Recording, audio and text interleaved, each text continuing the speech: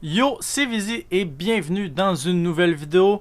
Et c'est au tour maintenant de la scène brésilienne de faire la vidéo de présentation. J'ai décidé de faire un peu différemment cette fois-ci, puisque mes connaissances des joueurs brésiliens se limitent pas mal au top 4, qui est FaZe, MIBR, NIP et Liquid. En plus de ça, il y a eu un énorme shake-up. Beaucoup de joueurs ont changé d'adresse. Il y a certaines équipes qui sont parties avec une autre organisation. Vous allez tout comprendre ça. Donc, à l'exception du top 4, je suis pas vraiment en mesure de faire des prédictions. Donc, on va présenter le top 4 et ensuite, je vais vous parler des 6 autres équipes dans la scène brésilienne. En première position, j'ai Team Liquid qui est exactement le même roster qu'à la dernière saison, composé de Nesk, Sexy Cake, Palu, PSK1 et HS Namoringa. Donc, c'est une équipe qui performe super bien dans leur région au Brésil. Donc, une première place, ce serait pas surprenant venant de cette équipe-là. En deuxième place, j'ai mis l'autre équipe qui a fait aucun changement, finaliste du Six Invitational 2020, Ninjas in Pyjamas. Donc le roster est composé de Kamikaze, Psycho, Julio, Mozzie et Pino. Donc eux et Team Liquid, je m'attends à ce qu'ils finissent top 2. C'est pas mal les deux équipes les plus régulières du Brésil. Et il n'y a pas grand chose à dire de plus sur cette équipe-là. En troisième position, je mets donc FaZe Clan. FaZe Clan qui ont décidé de faire de gros changements. Eux qui ont laissé partir Ion, Yona, Liv et KDS. Et ils ont remplacé ces 4 joueurs-là par 4 joueurs de MIBR. Donc c'est Bullet One, Cameraman, Cyber et Souls One qui rejoignent FaZe. Dans le fond, le seul joueur de MIBR qui ne revient pas avec FaZe, c'est M-King et c'est Astro qui garde son spot chez FaZe. Donc ça va être un excellent roster selon moi. Malgré le fait que MIBR ait perdu leur roster au complet, ils ont décidé, au contraire de certaines organisations, de pick-up une équipe complète. Donc ils ont décidé de pick-up les joueurs de Team One qui sont Reduct, Falls, Lookid, Raps et Philippox.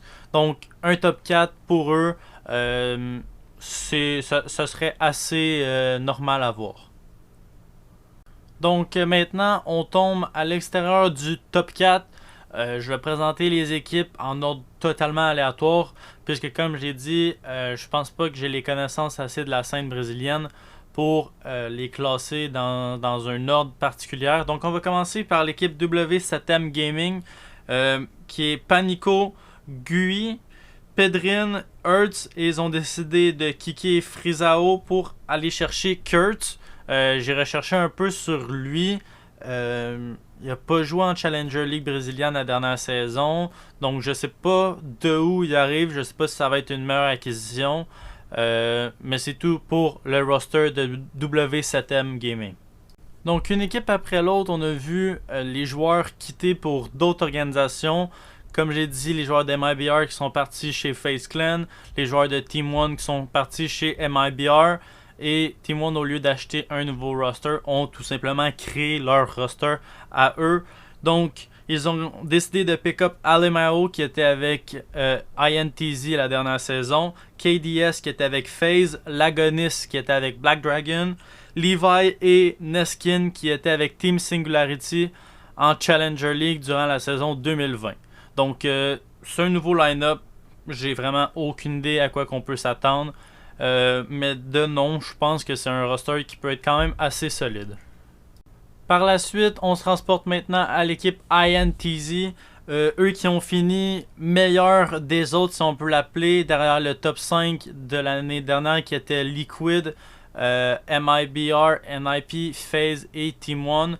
Donc le roster est composé de Dudes, VNX, Drunks, Vitz et le nouveau arrivant Ornetao qui vient de Black Dragon, qui vient remplacer Alemao qui est parti avec Team One.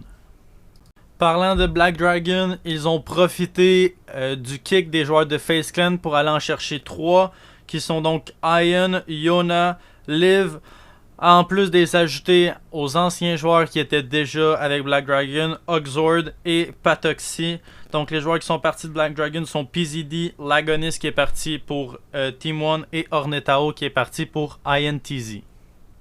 Maintenant, place aux deux équipes qui ont fini dans la cave tout simplement en 2020. Et on commence par Santos. Santos qui ont décidé de laisser partir leurs joueurs WAG, Mitty, Skadina et Cypress pour recréer un roster. Ils ont sorti un 6-man roster, donc je suis intéressé de voir qui va jouer, qui ne jouera pas. Donc le seul qu'ils ont gardé, c'est RHZ, je sais pas comment on prononce ça, et le reste, ils ont comme décidé de faire un peu, je sais pas comment on peut le dire, mais le plein en joueurs de Challenger League. Ils sont allés chercher Destiny qui jouait pour Royal Republic qui ont fini 3e en Challenger League brésilienne. Ils sont allés chercher Freezao de W7M, donc c'est le seul joueur pro qu'ils ont pick-up, en plus de RHZ qui était déjà avec eux. Ensuite, ils sont allés chercher Hunter de NT Esport qui ont fini 6e en Challenger League. Ensuite, ils sont allés chercher deux joueurs de l'équipe qui ont perdu en relégation contre Furia, qui étaient Falcol. Donc, ils sont allés chercher Cons et STK qui étaient avec cette dernière équipe.